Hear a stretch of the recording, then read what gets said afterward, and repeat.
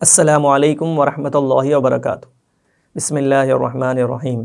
محترم ناظرین، گزشتہ قوموں کے واقعات، گزشتہ انبیاء کے واقعات قرآن مجید میں کئی جگہ پر ذکر کیے گئے۔ احادیث مبارکہ میں بھی ہمیں کئی قصے ملتے ہیں اور صحابہ کرام کی زندگیوں سے بھی ہمیں کئی واقعات کا پتہ چلتا ہے۔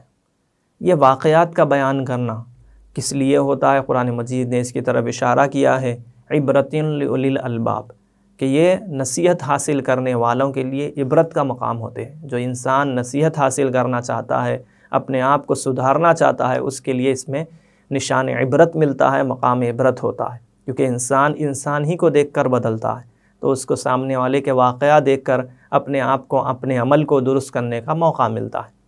ایک مشہور بزرگ ہیں حضرت ذوالنون مصری رحمۃ اللہ علیہ، ان کے شاگرد ہیں یوسف بن حسین رحمۃ اللہ علیہ۔ وہ کہتے ہیں کہ ہم دونوں ایک مرتبہ ایک موقع پر سیاحت کے لیے باہر نکلے۔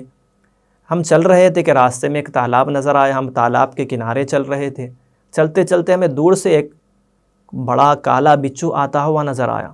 ہم اسے دیکھ ہی رہے تھے کہ تبھی تالاب سے ایک بڑا سا مینڈک نکلا اور اس مینڈک پر یہ بچھو سوار ہو گیا۔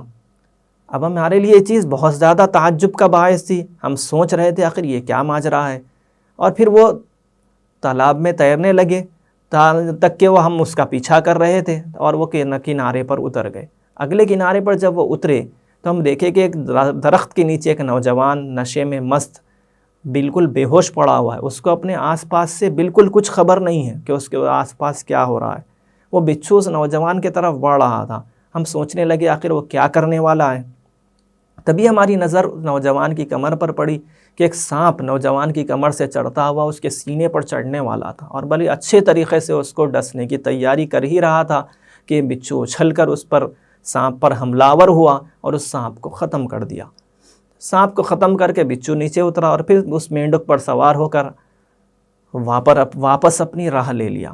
اب ہمارے لیے واقعہ بالکل تعجب کا باعث تھا۔ ایک وہ نوجوان جو بالکل خدا کی فرما برداری سے، اللہ پاک سے بالکل بے بہرہ ہے، اسے اپنے آپ کی بھی کچھ پرواہ نہیں ہے، نہ اسے اپنے آپ کی بھی کچھ خبر نہیں ہے۔ اللہ تبارک و تعالیٰ کو اس بے فکر نوجوان کی بھی خبر ہے۔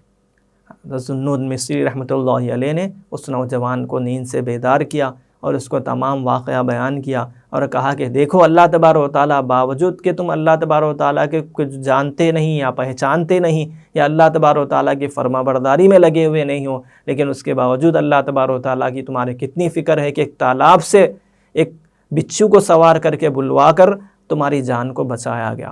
نوجوان کو یہ واقعہ سن کر، اپنی اللہ تبارک و تعالیٰ سے تعلق کو سن کر بہت زیادہ شرمندگی ہوئی۔ اس نے گواہ بنا کر کہا کہ حضرت، جب اللہ تبارک و تعالیٰ میں جب نافرمان تھا تو اتنی فکر کرنے والا ہے، تو اگر میں اللہ کا فرما بردار بن جاؤں تو اللہ میری کتنی فکر کرنے والے ہوں گے۔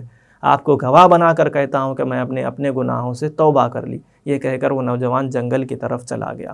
اس واقعے سے ہمیں یہی پتہ چلتا ہے، جب واقعہ یہ بطور عبرت کے ہو، کوئی حدیث میں بیان کیا گیا واقعہ، اللہ والوں کے واقعات میں سے یہ واقعہ ہے، لیکن اس واقعے سے ہمیں یہی سبق ملتا ہے کہ اگر اللہ بندوں کو، یعنی ایک عقل مند بندے کو اس بات کا احساس ہو جائے کہ اللہ تبارک و تعالیٰ کی مجھ پر کتنے احسانات اور کتنی نعمتیں ہیں، تو پھر اللہ تبارک و تعالیٰ کی نافرمانی وہ نہیں کر سکتا۔ حضرت جنید بغدادی رحمۃ اللہ علیہ سے پوچھا گیا کہ شکر کیا ہے، تو آپ نے کہا کہ اللہ یستعان بشیء من نعم اللہ تعالی علی معاصیہ، کہ اللہ تبارک و تعالیٰ نے جو نعمتیں دی ہیں ہم کو، وہ اللہ تبارک و تعالیٰ کی نافرمانی میں ان کو استعمال نہ کیا جائے۔ اللہ تبارک و تعالیٰ کی نعمت ہماری صحت ہے، ہماری آنکھ ہے، ہمارا ناک ہے، ہمارے ہاتھ ہیں، ہمارے پیر ہیں، اور ہمارے پاس رہنے والا ہمارا علم ہے، ہماری دولت ہے، ہماری شہرت ہے، یہ تمام چیزیں، ہماری صحت ہے، یہ سب کی سب چیزیں اللہ تبارک و تعالیٰ کی نعمتیں ہیں۔ اللہ تبارک و تعالیٰ کا شکر یہی ہے کہ اللہ تبارک و تعالیٰ کی نعمتوں کو